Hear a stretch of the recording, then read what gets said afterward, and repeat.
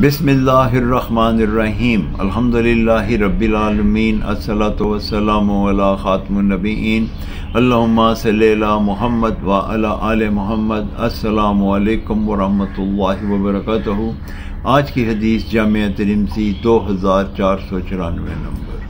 नबी करीम सल्लल्लाहु अलैहि वसल्लम ने इरशाद फरमाया, खा के शुक्र करने वाला रोज़ा रख के सब्र करने वाले की तरह है।